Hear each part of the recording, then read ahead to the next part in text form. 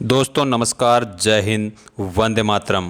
कक्षा 10वीं वाले के लिए लेकर आ चुके हम 18 सितंबर का पेपर। दोस्तों हिंदी विषय का पहला पेपर। यहाँ पर आप लोगों को पूरे क्वेश्चन हम डिस्कस करके बताएंगे और सभी क्वेश्चनों को आप एक बार में याद कर लेंगे। देखिएगा, आपको सभी प्रश्नों को हल करने के अलावा एक बात ये याद रखनी है कि हम उसे किस प्रकार से हल करेंगे, कितने अंक का प्रश्न है और इसके अलावा कितने शब्दों में आप लोगों को लिखना रहेगा। ये सारे प्रश्न आपको मैं बता देता हूँ कि क्वेश्चन नंबर 6 से लेकर के तो 17 तक 2 अंक के हैं और 18 से लेकर 20 तक 3 अंक के हैं और इसके बाद 21 से लेकर 23 तक 4 अंक के हैं।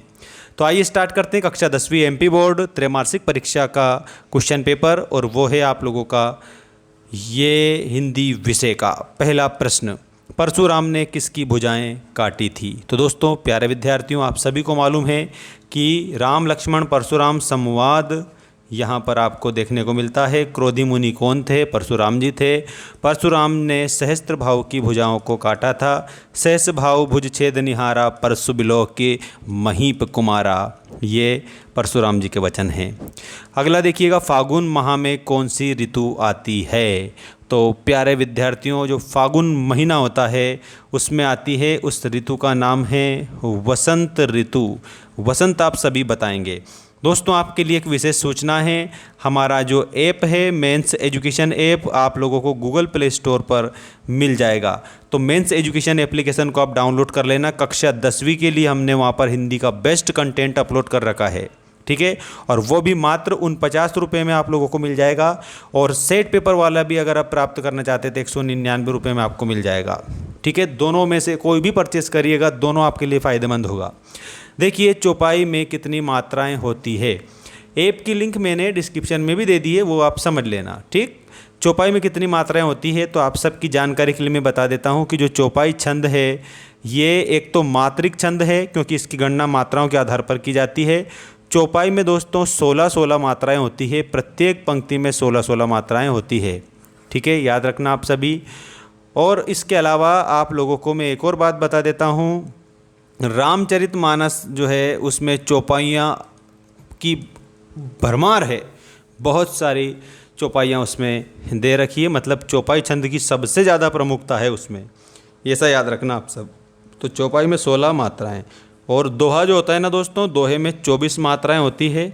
पहली और जो तीसरी पंक्ति है, पहली और तीसरी पंक्ति में कितनी? 13-13 मात्रा होती है, किसमें? दोहे में। और उसके बाद दूसरी और जो चौथी पंक्ति उसमें 11-11 मात्राएं होती है दोहे में, ऐसे आप याद रखना। लेकिन चौपाई की बात पूछी है तो चौपाई में आप क्या बताएंगे? तो चौपाई में दोस्तों आप लोगों को बात बता देना है कि 16 मात्रा, ठीक, दोहे में 24 बता देना है। बाल गोविंद भगत गाते समय क्या बजाते थे? तो दोस्तों हमने देखा है कि वो कबीरदास को साहब मानते थे और गाते समय खंजड़ी बजाते थे। ये एक वाद्य यंत्र होता है, ठीक है, ये आपको ध्यान रखना है। तो ऑप्शन नंबर घ विल बी करेक्ट आंसर। इसके बाद देखिए, दशानन में कौन सा समास है? दशानन, दस है आनंद जिसके, अर्थात बहुब्रीहि समास, क्योंकि इसमें अन्य पद प्रधान है और जहाँ पर अन्य पद प्रधान होता है वहाँ पर बहुव्रीहि समास होता है। इसके बाद में ये रहा आप लोगों का अगला क्वेश्चन, जिसमें आप लोगों को बताया है भारत का स्विट्ज़रलैंड किसे कहा जाता है? तो दोस्तों जो भारत का स्विट्ज़रलैंड है वो कहा जाता है कटाओ को।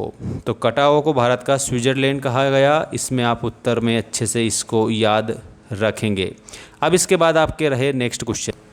दोस्तों इसमें पहला प्रश्न है, रिक्त स्थानों की पूर्ति कीजिए में प्रयोगवादी कविता के प्रवर्तक हैं। तो दोस्तों प्रयोगवादी जो कविता है उसके प्रवर्तक माने जाते हैं अज्ञेय जी।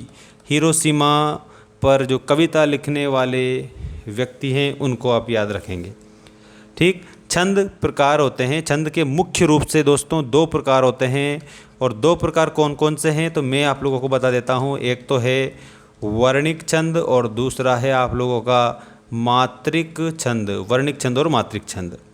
वीर रस का स्थायी भाव, तो वीर रस का स्थायी भाव आपका उत्साह हो जाएगा, ठीक है। और सभ्यता का परिणाम है, सभ्यता किसका परिणाम है? तो सभ्यता जो है ना वो संस्कृति का परिणाम हो जाएगी। नेक्स्ट क्वेश्चन है, क्रिया का सीधा संबंध कर्ता से होता है, कौन सी क्रिया होती है? तो दोस्तों उसमें अकर्मक जो क्रिया होती है उसका सीधा संबंध किससे होता है? कर्ता से होता है। इसके बाद में आपका नेक्स्ट क्वेश्चन, अज्ञेय ने हिरोशिमा कविता बैठे बैठे लिखी।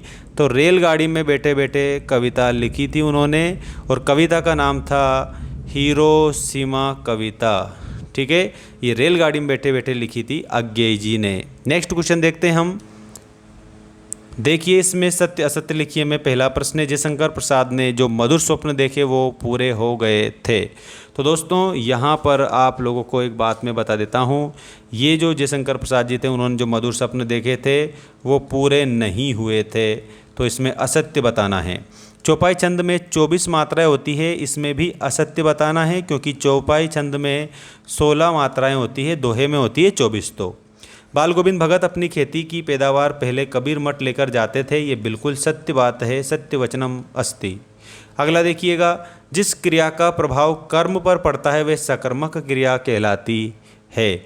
तो दोस्तों प्यारे विद्यार्थियों, प्यारे बच्चों, इसमें आपको सत्य बताना रहेगा, ये आपका सत्य हो जाएगा, मतलब कि सही है दोस्तों ये आपका।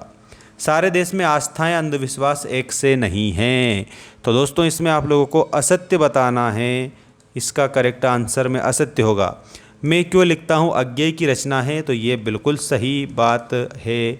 मैं क्यों लिखता हूँ ये अज्ञेय जी ने लिखा है। अब मैं आपको जोड़ी बता रहा हूँ, जोड़ी को आप कंप्लीट करेंगे। देखिए ये आ चुकी है आपकी जोड़ी, सही जोड़ी बनाइए। देखिए दोस्तों सही जोड़ी में योग का संदेश किसने दिया था, उद्धव ने योग का संदेश दिया था। श्रृंगार रस का स्थायी भाव वृद्धि हो जाएगा, और नवाब ने याद रखना 2 खीरे खरीदे थे, ठीक, लखनऊ स्टेशनम। नेताजी की प्रतिमा कस्बे के चौराहे पर लगी थी। परिमाणवाचक क्रिया विशेषण में क्रिया के परिमाण का बोध होता है, और मैया कड़वा तेल लगाती थी, मैया कड़वा तेल लगाती थी। दोस्तों जल्दी से जल्दी सभी स्टूडेंट चैनल को सब्सक्राइब कर लीजिएगा, और अगर आपने दोस्तों मेंस एजुकेशन ऐप को डाउनलोड नहीं करा है तो जल्दी से डाउनलोड कर लो, क्योंकि गणेश जी आ चुके हैं, इसलिए हमने उस पर ऑफ़र चला रखा है आपके लिए 95% ऑफ, मतलब कि कम फीस में आपको हम कोर्स उपलब्ध करा रहे हैं। इसके अलावा 65% में हम कोर्स अपलोड कर रखा है हमने आपके लिए, मतलब कि बहुत बड़ा ऑफ़र चल रहा है। तो दोस्तों जल्दी से जाके मेंस एजुकेशन एप्लीकेशन को आप डाउनलोड कर लेना।